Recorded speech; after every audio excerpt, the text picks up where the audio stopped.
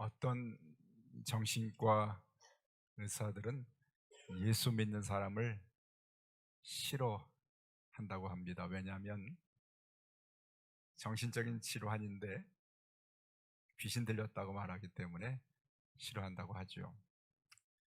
물론 현대에는 많은 사람들이 정신질환에 시달리고 있습니다만 또 그중에는 악한 영에 붙들린 사람들도 있는 것은 사실입니다.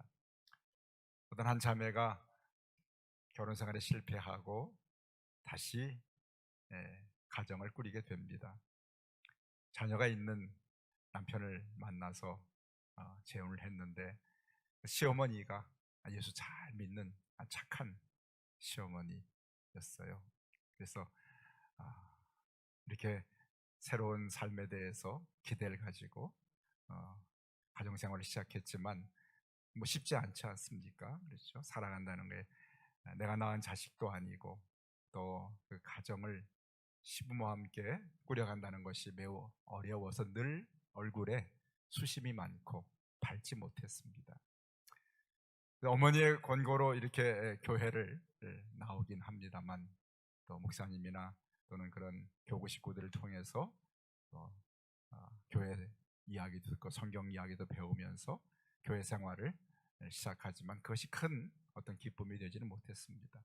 어느 날 친정에 갔는데 딸을 위해서 친정에서 굿을 했다고 합니다. 그런데 한 달 정도 갔다 온 이 자매의 얼굴이 아주 형편없이 됐어요. 어두워지고 아주 이렇게 말수도 적어지면서 이전보다도 많이 그렇게 상황이 나쁜 것을 보게 됩니다.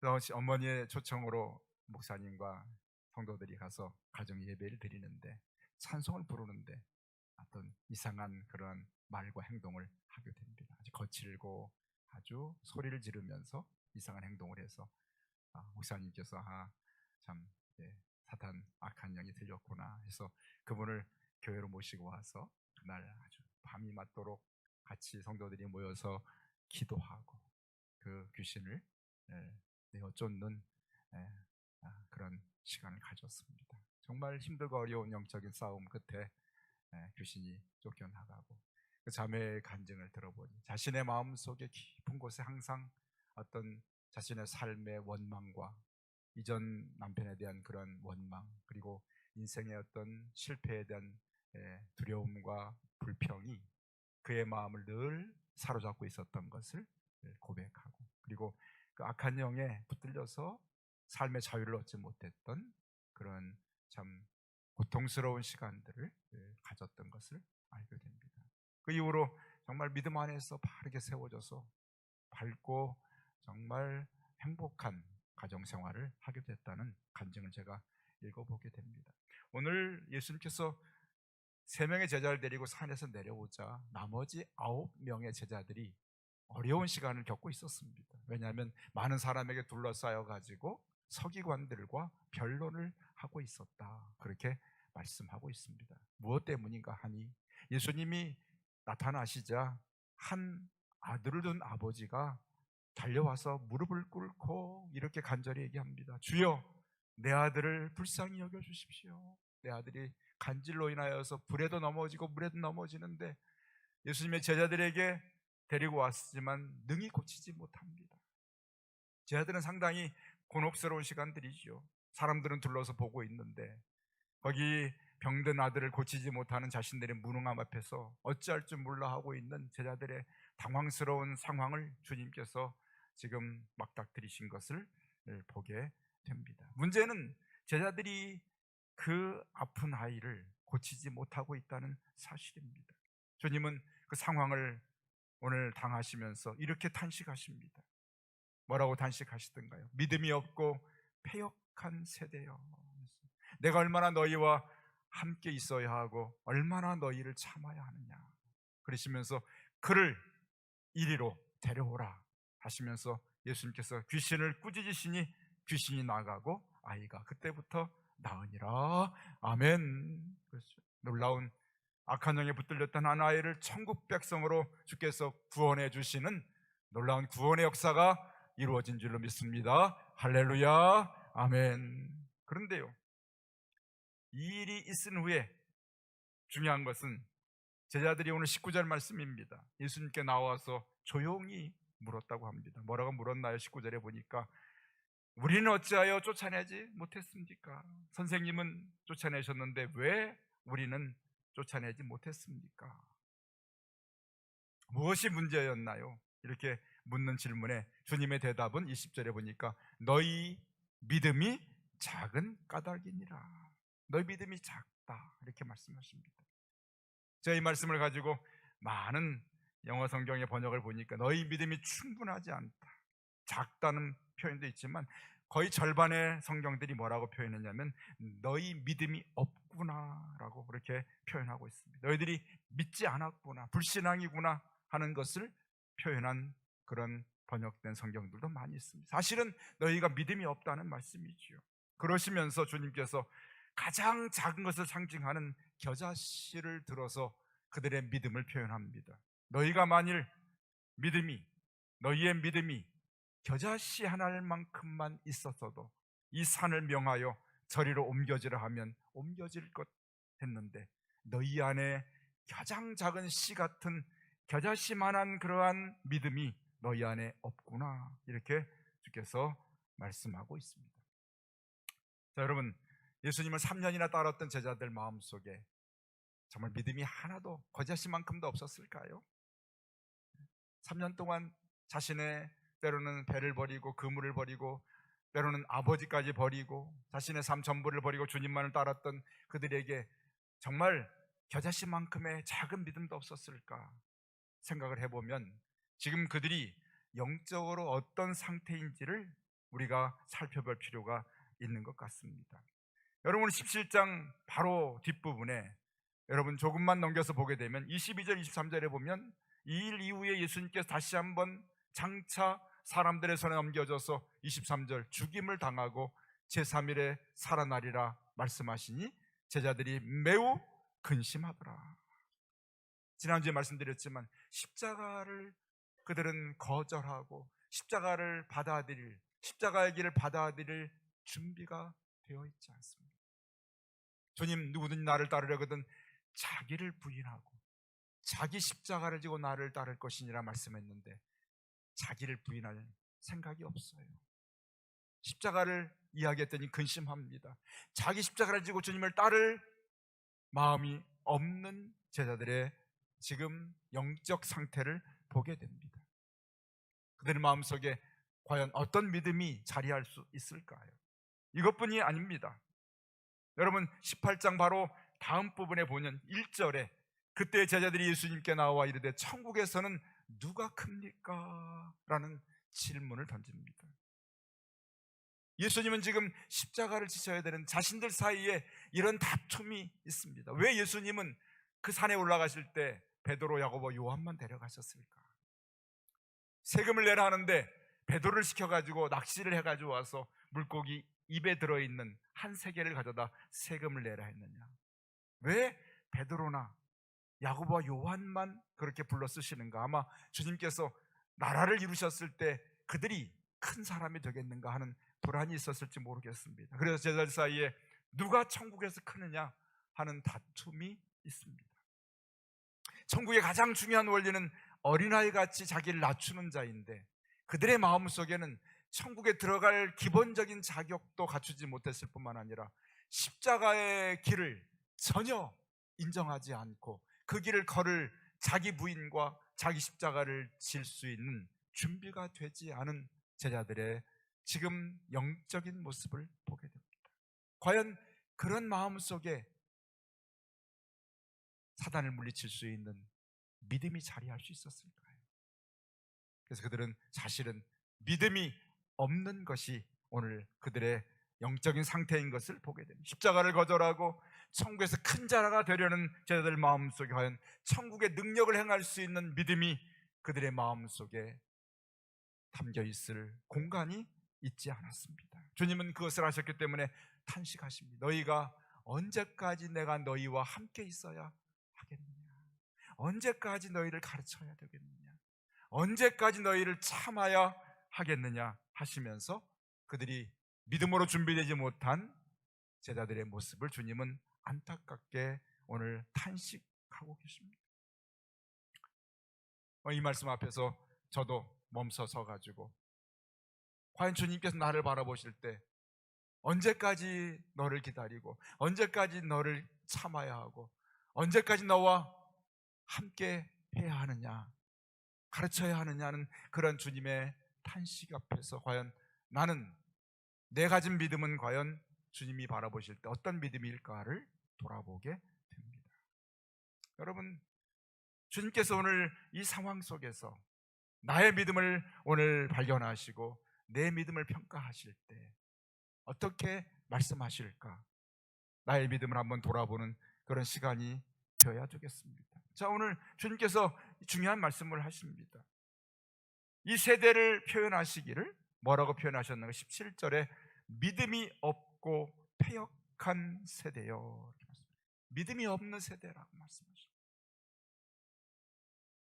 주님이 바라시는 믿음이 없는 세대라고 하십니다. 그리고 패역하다는 이야기는 구부러지고 비뚤어진 것을 말합니다. 똑바로 되어진 것이 아니라 뭔가 구부러져 있고 비뚤어져 있는 믿음을 가진 세대라고 말씀합니다. 구부러져 있기 때문에, 비뚤어졌기 때문에 그 믿음의 역할을, 믿음의 기능을 행하지 못하는 것이 이 세대의 특징이라고 주님께서 탄식하고 있는 말씀을 듣게 됩니다. 저희들의 그런 질문조차도 어쩌면 그렇게 비뚤어진 질문 아닙니까? 자신들이 아이를 고쳐주지 못했을 때, 주님이 고쳤을 때 이렇게 물어야 합니다. 주님, 우리에게 부족한 점이 무엇입니까? 내가 필요한 믿음이 무엇입니까? 왜 우리는 주님 이처럼 아직도 많이 부족한지요? 천국 일꾼이 되려면 과연 우리에게 무엇이 필요합니까? 물어야 하지만 저희들의 질문은 그것이 아니었습니다. 왜 주님은 하시는데 우리는 못합니까? 즉, 자신을 중심으로 자신들의 관심, 자신을 향한 관심을 가지고 자신들도 그렇게 할 수 있기만을 바라는 욕망이 담긴 질문을 던지는 제자들의 믿음 없는 모습들을 계속해서 보게 됩니다. 우리가 주님을 따른다 하면서 정말 신앙이 여전히 나를 중심으로 하고 나를 위하고 나를 향한 나에 대한 관심으로 가득 찬 신앙을 우리가 볼 때 많습니다. 나의 잘됨과 형통과 나의 복됨과 나의 이 땅에서의 모든 것에 축복의 삶을 살려는 그러한 신앙에 담겨있는 우리의 믿음은 어쩌면 오늘 이 제자들의 믿음과 다르지 않다고 말할 수 없는 믿음의 모습이 아닐까, 그렇게 염려가 됩니다. 자, 주님께서 그런데 오늘 다시 제자들을 향하여서 참된 믿음이 뭔지를 가르치시려는 주님의 간절한 마음이 20절 말씀에 담겨 있습니다.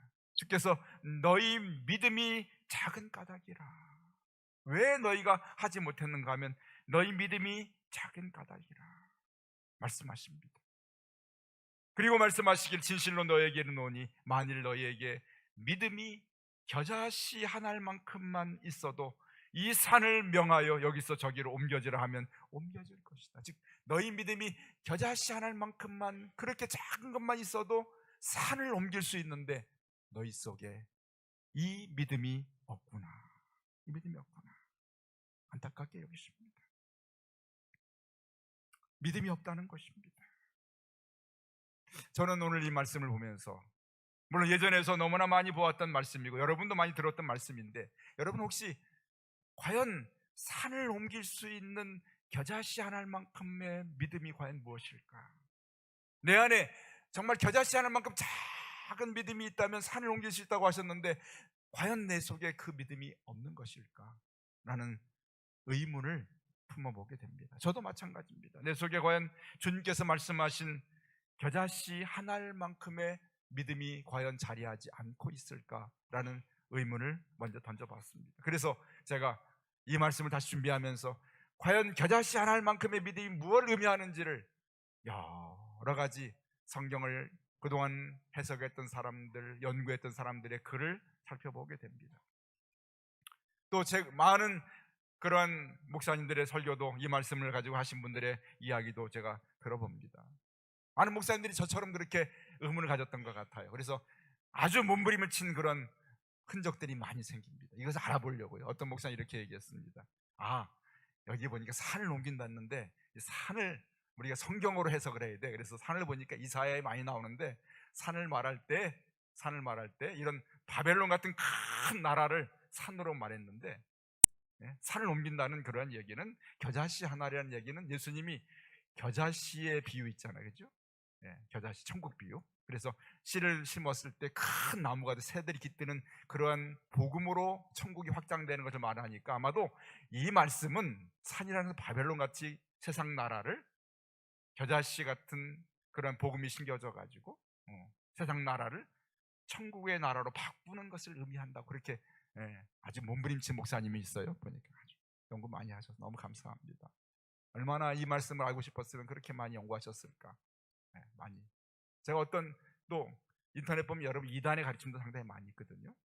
어떤 이단을 가르치는 사람이 이걸 말하면서 목사들이 초등학교 3학년보다 못해 그러면서 막 소리를 질러요. 고래고래. 뭔 소린가 이지? 아니 글을 읽어보면 뻔히 나오는 3학년 수준도 안 되니까 이상한 소리만 한다고. 그래서 과연 3학년 수준 넘는 그분의 얘기를 들어보니까 무슨 얘기를 하는가 하면, 여기 너희 믿음이 장가닥이 너희에게 믿음이 겨자씨 하나만큼만 있다는 얘기는 너희 속에 너희 스스로 신이 될 수 있는 그런 뭔가 들어있는데, 그 신이 된 것이 들어서 그것이 점점 더 이렇게 커서 그 신이 될 수 있는 것이 커서 커지면 산도 옮긴다는 거야 그것이.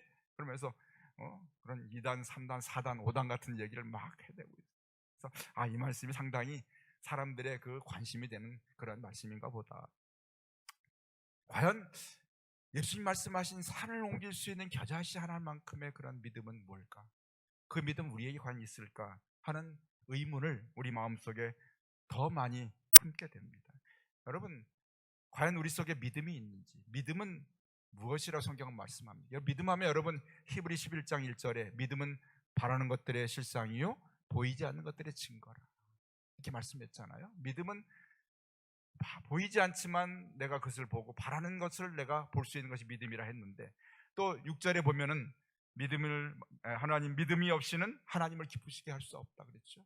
믿음이 있는 자는 반드시 그가 계신 곳과 자기를 찾는 자들에게 상 주시는 이심을 믿어야 한다. 하나님을 찾는 자, 하나님을 나가는 자는 가져야 할 것이 믿음이라 했고, 하나님을 찾는 것이 믿음이라 했는데, 그 믿음의 가장 중요한 핵심은 내가 하나님을 어떻게 생각하고 있는가가 바로 믿음입니다.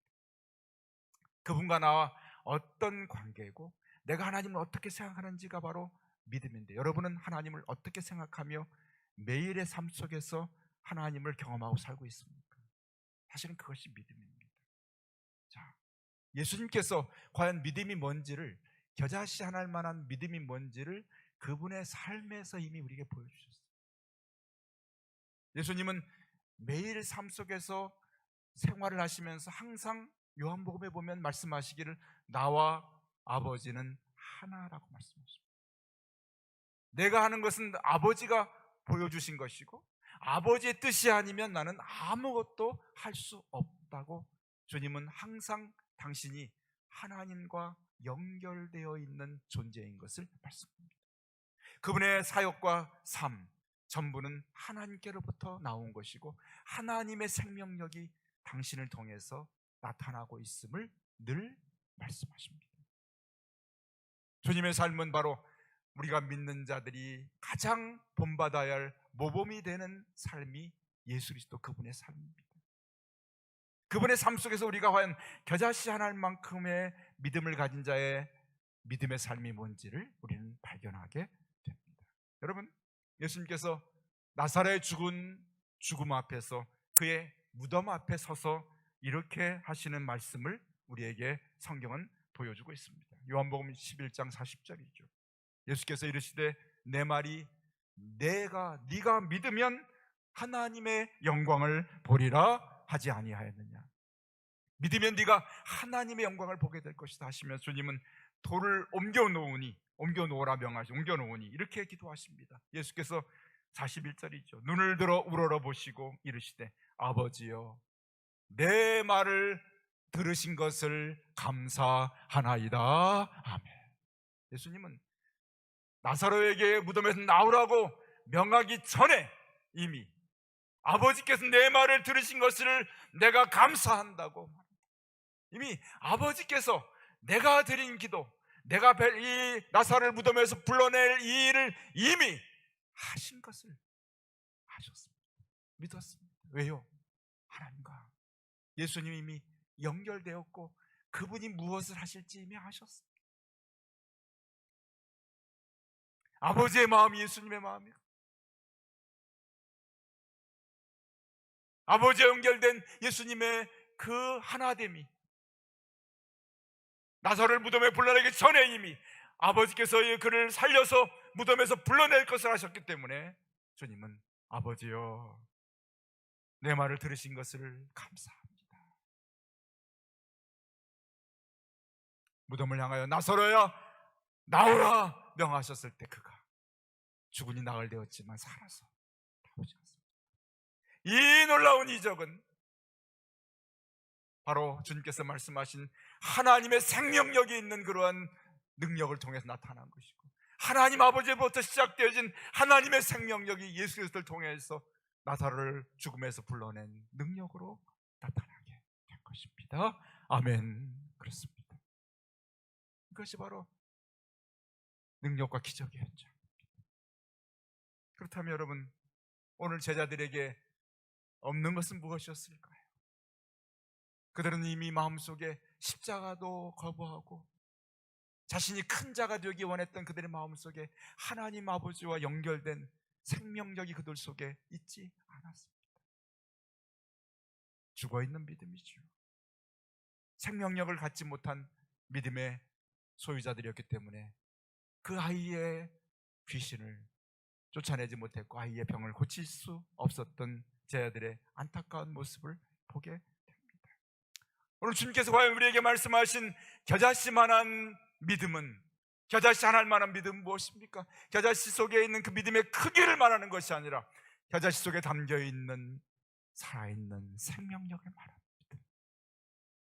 내 것이 아니라 내 속에 있는, 내 속에 담겨있는 하나님의 생명력이 내 안에 살아있을 때 그것이 크기와는 상관없이 산을 옮길 수 있는 믿음의 천국의 능력으로 나타나게 되는 줄로 믿습니다.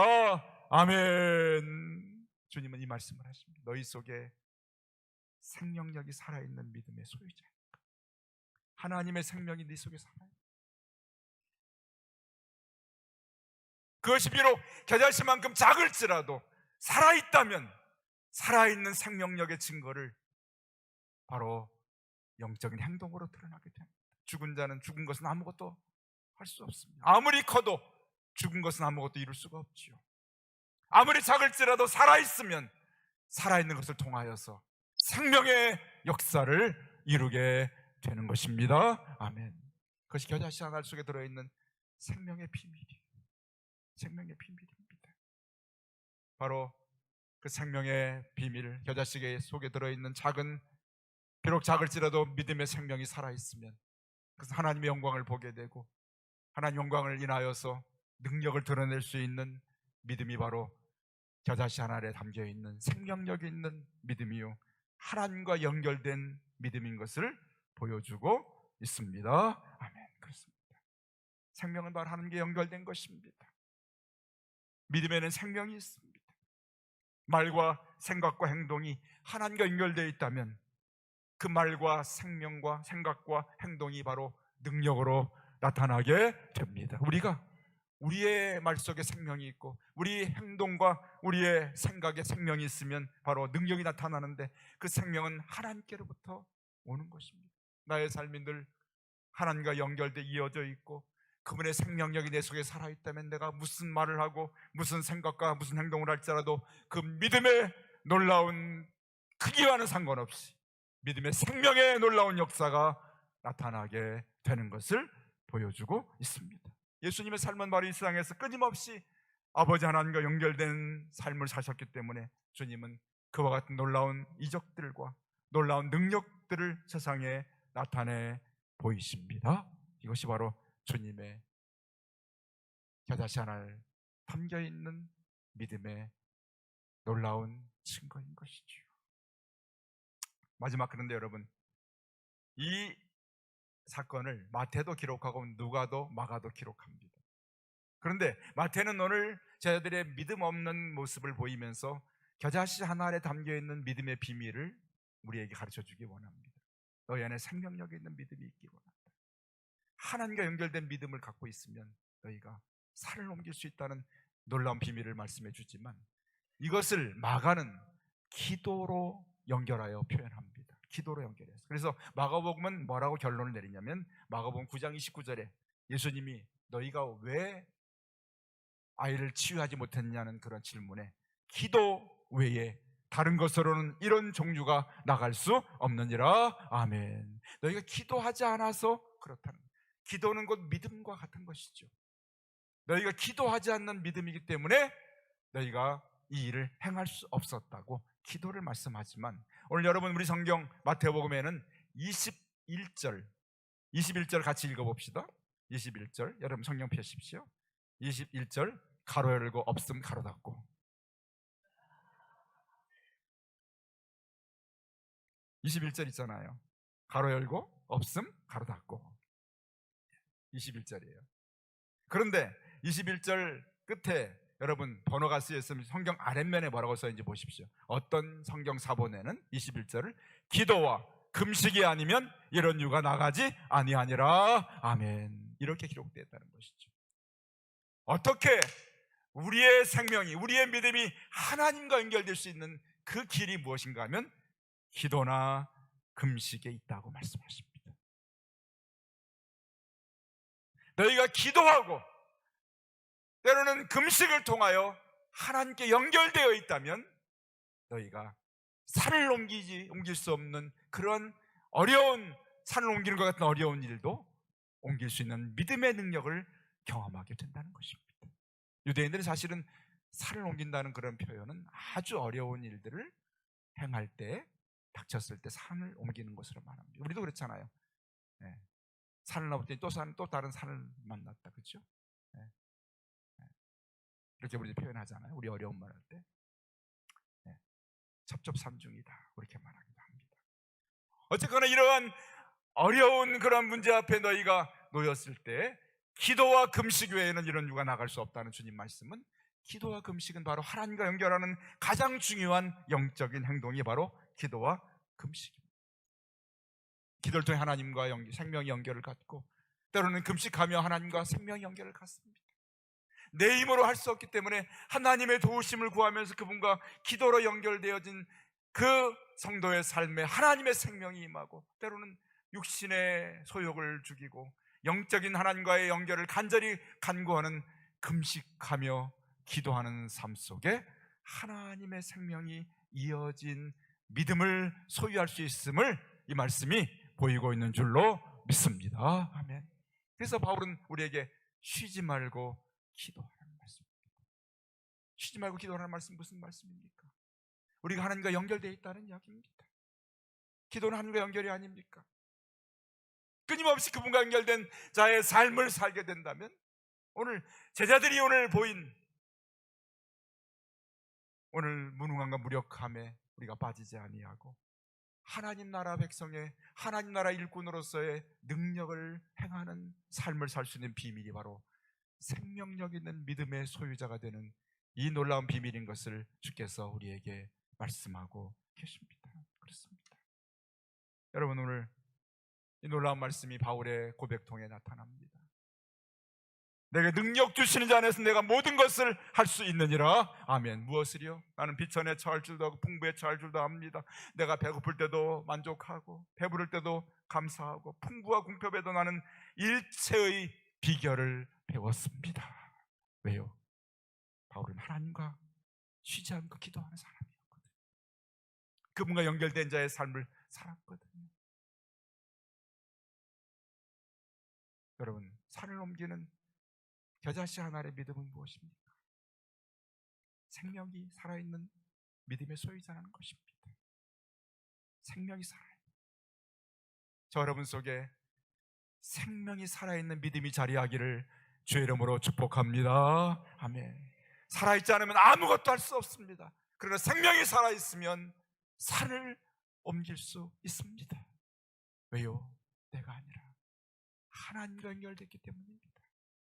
그분 창조주이시며 생명의 주인 되신 만물의 주관자이신 하나님이 나와 연결되어 있기 때문에 그분의 능력을 통하여서 산을 옮기는 놀라운 믿음의 열매를, 믿음의 능력을 드러내는 것이 바로 겨자씨 하나에 담겨있는 믿음의 비밀인 것을 주께서 오늘 우리에게 가르쳐주고 계신 복된 주일 아침인 줄로 믿습니다. 주님, 내 안에는 살아있는 생명력 있는 믿음이 있습니까? 주님과 연결되어서 주님의 생명이 내 속에 살아있기 때문에 그 능력으로 내가 일할 수 있는 믿음의 소유자인가요? 아니면 죽어버린 믿음의 사람입니까? 오늘 질문 앞에서 주께서 오늘 우리에게 주시기를 있기를 원하시는 겨자씨 할 만큼이라도 생명이 살아있는 우리 하나님과 연결된 삶을 살아가는 믿음의 소유자, 생명을 가진 믿음의 소유자가 되시기를 주 이름으로 축원합니다. 우리 금천교회 공동체 성도들 모두가 이 생명의 놀라운 증거를 세상에 산을 옮기는 믿음을 통하여 나타낼 수 있는 살아있는 생명력 있는 믿음의 소유자로 주 앞에 설 수 있으시기를 주의 이름으로 간절히 축원합니다. 아멘. 기도하십시다.